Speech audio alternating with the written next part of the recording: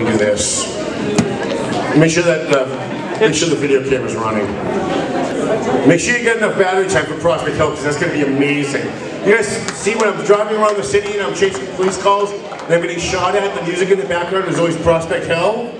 They came tonight to play for you guys just because of that. Before we introduce Francisco, Vietnam veteran, a very good friend, Valley Patriot photographer, Valley Patriot writer, always doing something for the community. Rich Russell. Thank you, Tom. Good evening, folks. I was going to tell a Joe Biden joke, but I was told no Joe Biden jokes. Enough brokers around here anyways. Okay, I'll try to make this as quick and painless as possible.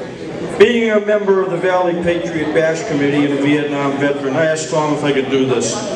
On March 28, 2017, President Trump signed the Vietnam Veterans Recognition Act 2017. This day officially recognizes March 29th as National Vietnam Veterans Day. The act also includes the day among days that the American flag should be especially displayed.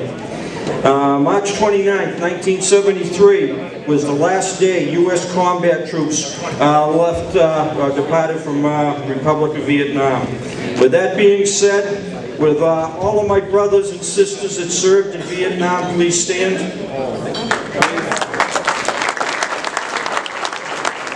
Okay, we have a few in the house. You individuals will understand what I am going to say right now. The city officials of Lawrence had to be number 10, buku dinky dow, not to take the time to recognize those that gave the U.S. government a blank check that was backed up by their lives. Unlike the 18 names who were engraved on the Lawrence Vietnam Memorial, we are here. So everybody present, please give a round of applause to those that are standing for what they did for the country, our country, during a rather troubled time in our country's history. Thank you, Tom, for allowing me to give my thanks and the thanks of the Valley Patriot to a forgotten group of veterans. And with that, I proudly salute you and served it, my brothers and sisters in combat, who got an unwanted education at the University of South Vietnam. Thank you. Okay, I guess I have the privilege of introducing, I call Francisco a good friend.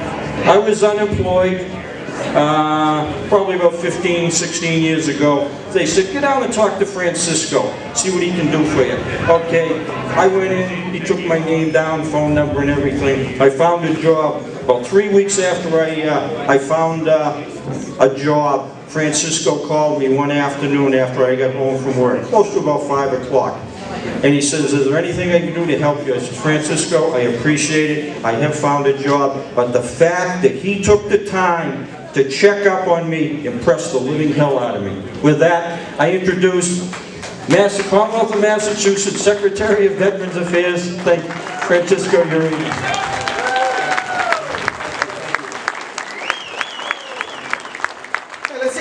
Our veterans tonight, all of our veterans, all of our veteran families. Let's give them a great round of applause. What a special, special night this is. Always happy to be back in the great city of Lawrence among fellow Lawrencians and people that just love the great things that happen here. You know, Tommy talked about the challenges Lawrence has. It's not everything is rosy, but the great people in this room and the great people that you know continue to address the circumstances, the situations, give a helping hand, help the veterans, help the homeless, help the folks, and give that sense of recognition and opportunity that everybody deserves. And so that is why I continue to come here time and time again to honor the contributions of our veterans, honor the contributions of our first responders, honor the contributions of great community leaders that sometimes go unsung until they come here to this bash to hear, and you hear those stories. And so tonight, but before I do that, I want to give a great hand to Tommy and the great community that the Valley Patriot has become over the last 15 years with this bash.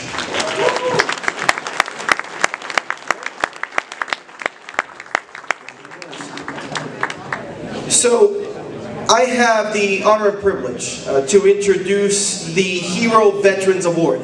It's the award for which we all hang around, with the exception of Cypress Hill, which comes immediately after. Prospect.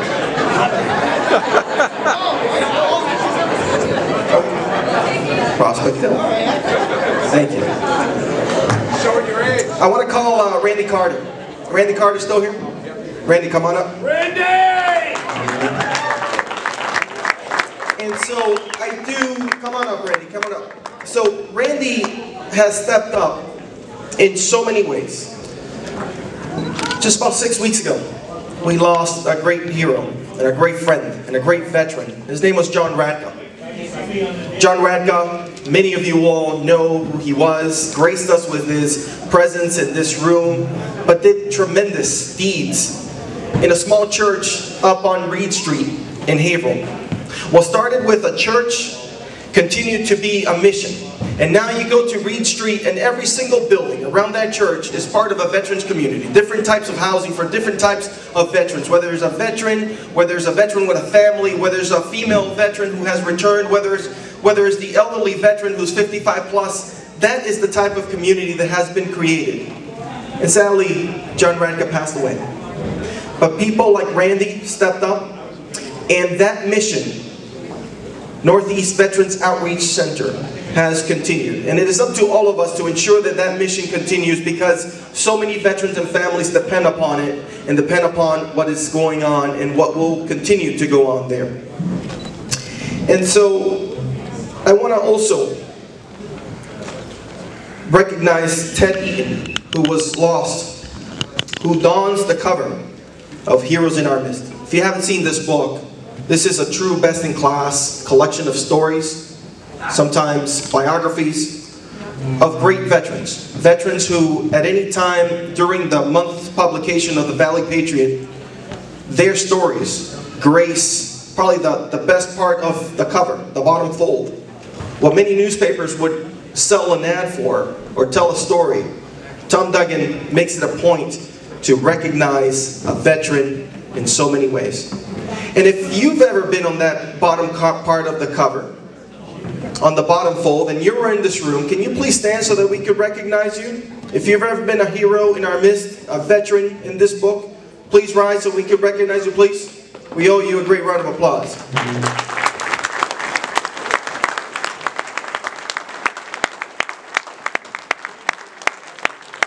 134 veterans. And now, we clap for them, but if you want to read their biographies, please, a phenomenal read, a fun read, and one that needs to be shared not only with the folks in this room, but future generations. A great read to any young kid, bedtime story. Seriously, it's a phenomenal way to teach the future generations of what veterans, World War II veterans, and in many cases they won't get to meet, because in about 10 years, sadly, we won't have any World War II veterans among us. And that. And by the way, the money that we make on the book, we don't keep that. We give it to Randy Carter at Veterans Northeast Outreach for homeless veterans.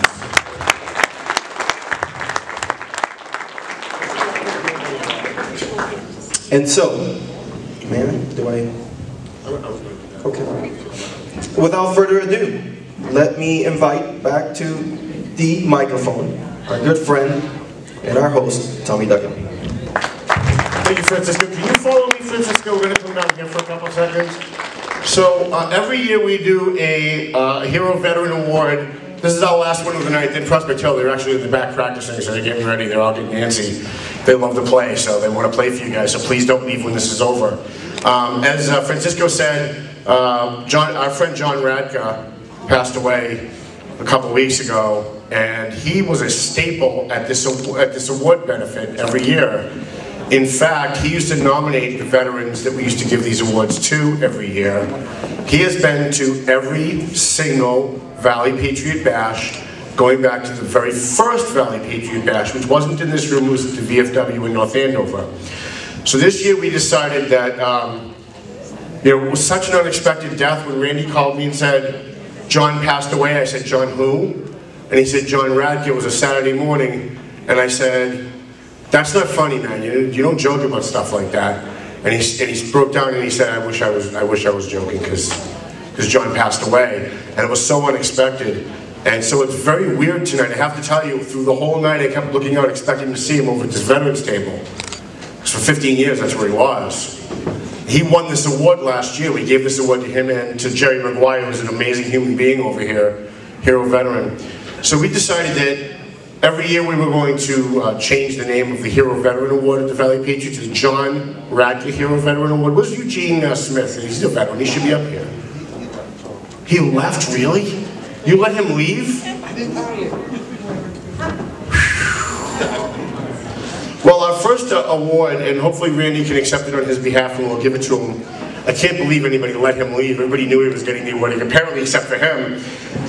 Eugene Smith, you saw him here earlier, he's in his 80s. He sits on the board of directors of the Lions Club with me, and for the last 3 years he has donated $1,000 last year, $1,000 the year before, and $1,200 this year.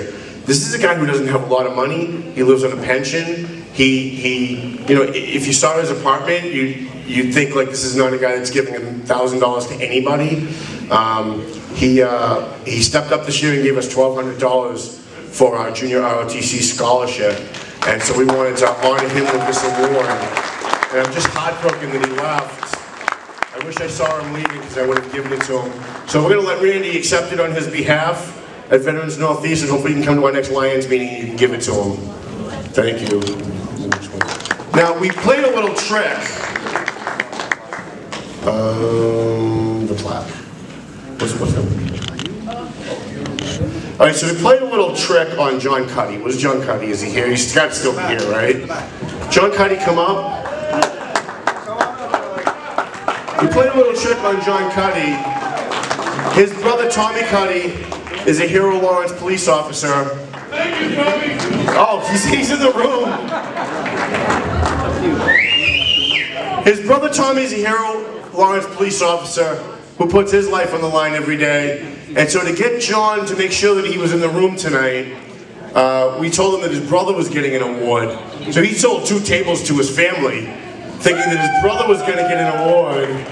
The Cuddy family is here, whom I've known like my whole life. I grew up on Boxford Street, you guys are a couple of streets over. And we told him that his brother was going to get an award to make sure he stayed in the room.